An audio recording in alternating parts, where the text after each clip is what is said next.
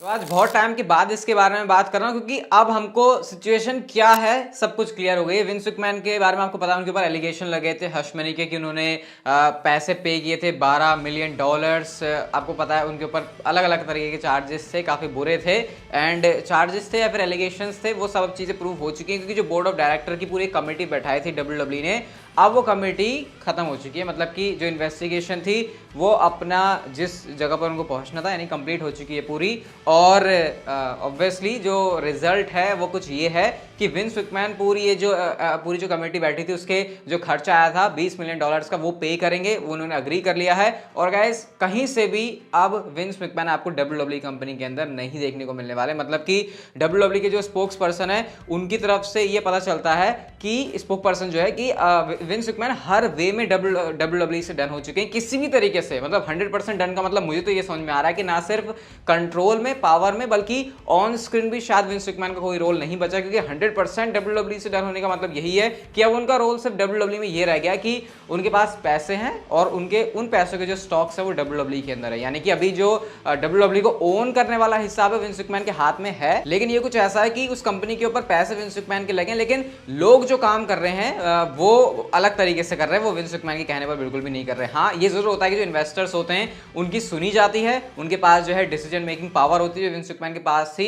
अब उसके ऊपर जरूर असर पड़ा है क्योंकि स्टोरी लाइन के ऊपर तो एटलीस्ट विंस मैकमैन का ऐसा कोई कंट्रोल नहीं है, वो बिल्कुल अब अलग चीज हो चुकी है। आई होप आप अब समझ पा रहे हो कि थोड़ा सा कॉम्प्लिकेटेड है कि कैसे वो WWE के इन्वेस्टर होते हुए भी सबसे ज्यादा स्टेक्स लेते हुए भी कैसे वो कंट्रोल नहीं कर सकते, लेकिन ऐसा ही है, विंस मैकमैन पूरी तरीके से डन हो चुके हैं। और ये बात हमको WWE के जो थर्ड क्वार्टर कॉल थी साल की, उसमें पता चल गया। तो मतलब अब कोई नाता नहीं रहा विंस मैकमैन का, अब सिर्फ वो इन्वेस्टर हैं एंड आपको वो नहीं देखने को मिलेंगे। और जो इन्वेस्टिगेशन है वो भी कंप्लीट हो गई है। तो अब बस यही है scene.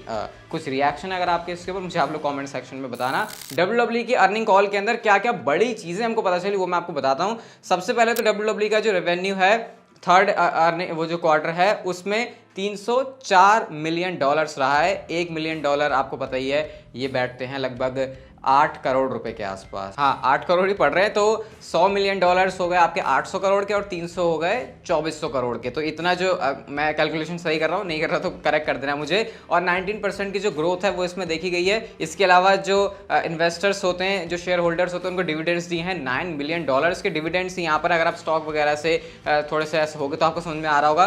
Clash at the castle जो है WWE का फर्स्ट यूके वाला इवेंट बना 30 साल में, मेजर स्टेडियम इवेंट है और इंटरनेशनली को सबसे ज्यादा देखा गया है। तो ये भी अपने आप में एक बड़ी बात है।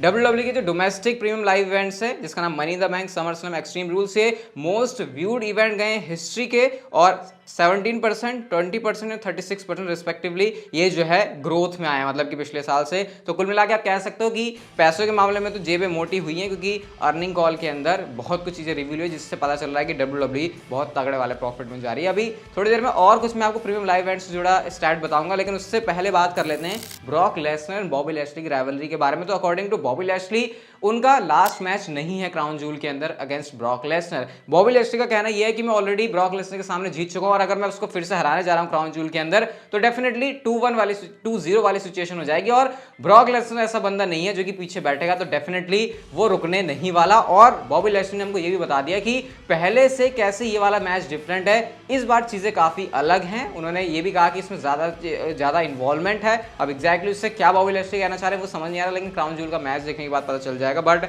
अनफिनिश्ड बिजनेस स्टिल रहने वाला है बॉबी लैशली का, ये कहना है उनका ब्रॉक लेसनर के साथ मैच से पहले। ऐसा होता है तो बढ़िया ही है, क्योंकि राइवलरी तो चलती चली जाए, इसमें स्टोरी लाइन अच्छी हो तो मजा आएगा इसको देखने बहुत ज्यादा। ब्रॉक लेसनर की रिसेंट एक पिक्चर काफी वायरल हो रही है सोशल मीडिया के ऊपर, जहां पे बियर्डेड बुचर के साथ वो पहले भी गए थे, अब भी गए हुए हैं। और यहाँ पे आप देख सकते हो शेफ लेसनर हैं खड़े हुए और साथ में प्लेट में जो है बहुत सारा मीट है। और ये बुचरिंग करना ये ब्रॉक लेसनर को काफी पसंद आता है और इस वाले शौक को वो अपने से कैरी कर रहे हैं। तो फोटो ये बस ज्यादा बताने के लिए नहीं है कुछ यहाँ पे। लोगन पॉल रोमन रेंज से मैच करने के लिए निकल चुके हैं सऊदी अरेबिया के लिए। अभी सऊदी अरेबिया इवेंट को लेकर क्या प्लान है वो भी मैं आपको बताऊंगा, वो जो सिचुएशन वॉर वाली चल रही है उसके बारे में। तो लोगन पॉल की ये वाली पिक्चर देख सकते हो जो कि उनकी स्टोरी से आई है।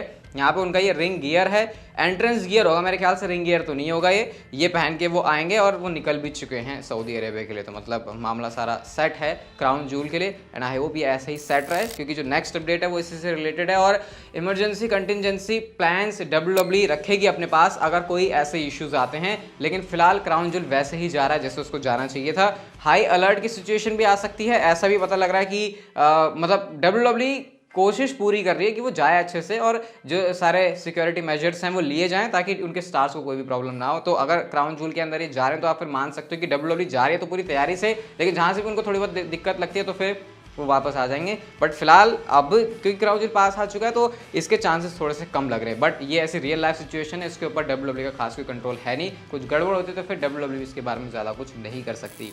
Roman Reigns and Logan Paul का क्राउन जूल का match undisputed WWE universal championship के लिए, इससे रिलेटेड एक सरप्राइज आप कह सकते हो, शायद इस चीज़ का काफ़ी रोल हो सकता है मैच के अंदर। और वो ये है कि PW इनसाइडर के अकॉर्डिंग लोगन पॉल के ब्रदर जेक पॉल होने वाले हैं इस मैच के दौरान में। तो ये काफ़ी इंटरेस्टिंग। अभी रिसेंटली मैंने आपको बताया था कि कैसे एंडरसन सिल्वा के साथ जो उनका बॉक्सिंग फाइट थी, जो मैच था, उसके अंदर भी वो जीत चुके हैं। तो उनको ये पता है कि जेक पॉल एक अच्छी अटेंशन है, तो अगर वो रिंग साइड पर आ रहे हैं तो डेफिनेटली चांसेस काफ़ी बन रहे हैं कि WWE उनका यूज़ करे। अब करेगी या फिर नहीं, वो एक क्वेश्चन रहेगा देखने के लिए। अभी मैंने आपको स्टैट बताए थे ना WWE के अर्निंग कॉल के, तो रॉयल रंबल के बारे में आपको एक स्टैट बताता हूँ। तो 2023 का जो रॉयल रंबल है वो ऑलरेडी $4.6 मिलियन के गेट पर पहुंच चुका है। इसका मतलब कि कितने ज़्यादा WWE के टिकट्स से टिकट्स खरीद के उनकी कमाई होगी, और ये ऑन ट्रैक है to be the biggest in the PPV's हिस्ट्री। तो फिर अपने आप में बहुत बड़ी बात होगी WWE के लिए, और देखते हैं कि क्या इतना बड़ा जो ये नाम है वो अपने कर सकता है। क्लैश एट द कैसल के बारे में भी आपको बताया था 2022 जो क्लैश एट द कैसल अभी हुआ,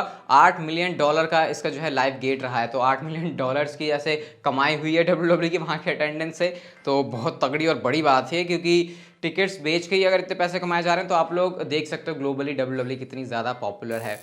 ट्रिपल एच के 100 दिन पूरे हो चुके हैं अपनी इस एरा के अंदर, तो सिर्फ ये इसलिए बता रहा हूँ मैं आपको कि आप बता सकते हो मुझे कि कैसा लग रहा है आपको 100 दिन ट्रिपल एच के, क्या चेंजेस लगे, मज़ा आया फिर नहीं। और इससे रिलेटेड एक बात और है कि ऑफिशियली सर्वाइवर सीरीज़ का नाम चेंज हो चुका है। सर्वाइवर सीरीज़ को अब हर साल annually survivor series war games ये करके ही WWE इस प्रीमियम लाइव इवेंट को रखने वाली है, और अच्छा भी है। इसको जो है थोड़ी तगड़ी वाली थीम मिल गई है। अब जो लग रहा था कि सर्वाइवर सीरीज़ का कॉन्सेप्ट डल हो रहा है, उसको कह सकते हैं नया ऐसे नई शुरुआत मिल रही है कहीं ना कहीं। आज की नेक्स्ट एंड फाइनल स्टोरी की बात करते हैं, और सैमी ज़ेन से रिलेटेड ट्वीट किया वैसे मैंने, आप लोग जाके ट्विटर के ऊपर चेक कर सकते हो, बताना आप लोग कितना अग्री कर रहे हो। लेकिन सैमी ज़ेन ने अपने ट्विटर अकाउंट के ऊपर इस वाली पिक्चर को पोस्ट किया हुआ है, जहाँ पे आप देख सकते हो ये वही है जहाँ पे इस ग्राफिक के थ्रू हमको ये बताया जा रहा है कि कैसे सैमी ज़ेन तो अपने आप में फनी बंदा है, और वो Jey Uso, Jimmy Uso, Solo Sikoa and Roman Reigns सबको हंसा रहा है। इवन कितनी तगड़ी अटेंशन मिल रही है आजकल सैमी ज़ेन को सोशल मीडिया के ऊपर, आप लोग देख सकते हो 35,000 तो लाइक्स ऑलरेडी इस ट्वीट के ऊपर ही हो चुके हैं। तो ये बहुत कमाल की चीज़ है, और आई होप इस मोमेंटम को कहीं ना कहीं WWE अच्छी जगह पर लेकर जाए, जो कि फ़ायदे वाली चीज़ है। और सच बताऊं मैं तो अब ये भी सोच रहा हूँ कि सैमी ज़ेन को ना ही घर वाला ब्लड लाइन से जितने लंबे टाइम तक रखेंगे उतना बढ़िया रहेगा, क्योंकि फैंस इस वाली स्टोरी लाइन को बहुत ज़्यादा मतलब मज़े कर रहे हैं, एंटरटेनिंग है काफ़ी ज़्यादा। बट क्योंकि वो नहीं है रियल ब्लड, तो प्रॉब्लम तो यहाँ पर ज़रूर हो सकती है। आज की वीडियो देखी थी, अच्छी लगी तो like share subscribe notification bell को ऑन कर दो, and see you guys in my next video.